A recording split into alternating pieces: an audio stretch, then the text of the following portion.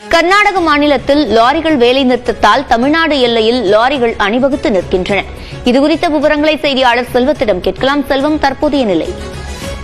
நிச்சயமாக சிவரஞ்சனி, டீசல் விலை உயர்வு மற்றும் சுங்க கட்டண அதிகரிப்பு கண்டித்து கர்நாடக மாநில லாரி உரிமையாளர்கள் சங்கத்தினர் காலை வரையற்ற வேலை நிறுத்த போராட்டத்தை அறிவித்திருக்கிறார்கள். நேற்று அறிவித்த நிலையில நள்ளிரவு முதல் இந்த அறிவிப்பு தற்போது போராட்டம் நடந்து வருகிறது.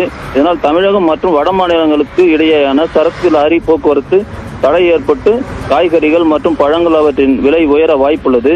இதனால் தமிழகத்திலிருந்து தினந்தோறும் ஆயிரக்கணக்கான லாரிகள் கர்நாடகா, ஆந்திரா மற்றும் உத்தரப்பிரதேசம், ராஜஸ்தான் உள்ளிட்ட வட மாநிலங்களுக்கு ஆடைகள், வெல்லம் மற்றும் ஜவ்வரிசி உள்ளிட்ட பல்வேறு வகையான அத்தியாவசிய தேவைகளை எடுத்து செல்கிறார்கள்.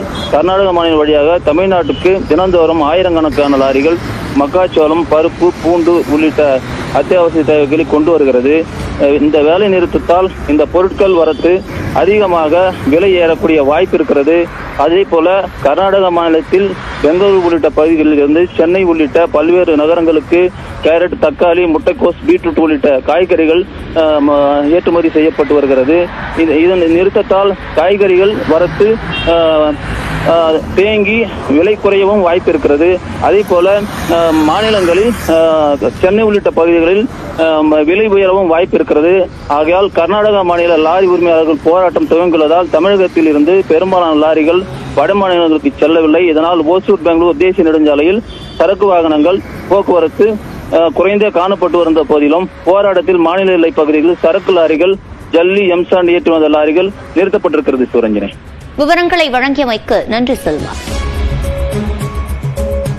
கோவை, திருப்பூரில் கூலிக்கு நெசவு செய்யும் விசைத்தறி உரிமையாளர்களுக்கு ஆதரவாக கடையடைப்பு போராட்டம் நடைபெற்று வருகிறது. இதுகுறித்த விவரங்களை செய்தியாளர் குருசாமியிடம் கேட்கலாம். குருசாமி, இந்த போராட்டத்திற்கு முழுமையான ஆதரவு கிடைத்திருக்கிறதா? கண்டிப்பாக சிவரஞ்சனி, கோவை, திருப்பூர் மாவட்ட கூலிக்கு நெசவு செய்யும் விசைத்தறி உரிமையாளர்கள் இன்று 26வது நாளாக வேலைநிறுத்த போராட்டத்தில் ஈடுபட்டு வருகிறார்கள். தங்களுக்கு கூலி உயர்வு வழங்க வேண்டும் என்ற கோரிக்கையினை வலியுறுத்தி இந்த போராட்டமானது நடத்தப்பட்டு வருகிறது. இதனுடைய ஒரு பகுதியாக கடந்த 10ஆம் தேதி முதல் தொடர்ச்சியாக தொடர் உண்ணாவிரத போராட்டத்திலும் ஈடுபட்டு வருகிறார்கள். இன்றைய தினம் 5வது நாளாக இந்த தொடர் உண்ணாவிரத போராட்டமும் நடைபெற்று வரக்கூடிய நிலையில் கூலிக்கு நெசவு செய்யும் விசைத்தறி உரிமையாளர்களுக்கு ஆதரவாக இன்றைய தினம் கடையடைப்பு போராட்டமானது நடத்தப்பட்டு வருகிறது. கோவை, கருமுத்தம்பட்டி, சோமனூர், தெக்கலூர் மற்றும் அவினாசி உட்பட பல்வேறு பகுதிகளில் இன்றைய தினம் கடையடைப்பு போராட்டமானது நடத்தப்பட்டு வருகிறது. சுமார் 100க்கும் மேற்பட்ட கடைகள் அந்த பகுதிகள் முழுவதுமே அடைக்கப்பட்டிருக்கிறது.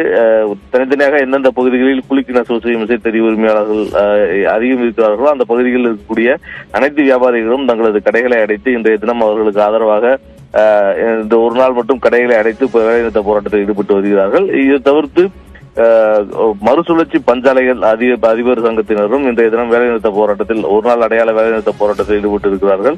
கோவை, திருப்பூர் மாவட்டங்களைச் சேர்ந்த மொத்தம் 110 பஞ்சாலைகள் இன்றைய ஒரு தினம் மற்றும் வேலைநிறுத்த போராட்டத்திற்காக காலை முதலே நிறுத்தி வைக்கப்பட்டிருக்கிறது. இந்த ஏற்கனவே விசைத்தறி உரிமையாளர்கள் நடத்தி வரக்கூடிய வேலைநிறுத்த போராட்டம் காரணமாக சுமார் 150 கோடி ரூபாய் மதிப்பிலான நூல்கள் தேங்கி இருப்பதாகவும், எனவே விசைத்தறி உரிமையாளர்களின் பிரச்சனையை அரசு முடிவுக்கு கொண்டு வர வேண்டும் எனவும், இல்லையெனில் அந்த விசைத்தறி உரிமையாளர்கள் போராட்டத்தினுடைய பாதிப்பு பஞ்சாலைகளுக்கும் அதிகமாக ஏற்படுவதற்கான வாய்ப்பு இருக்கிறது. எனவே அரசு இதை கவனத்தில் கொள்ள வேண்டும் என வலியுறுத்தி பஞ்சாலை உரிமையாளர்களும் கூலிக்கு நெசவு செய்யும் விசைத்தறி உரிமையாளர்களுக்கு ஆதரவாக இந்த ஒரு நாள் போராட்டத்தில் ஈடுபட்டிருக்கின்றனர்.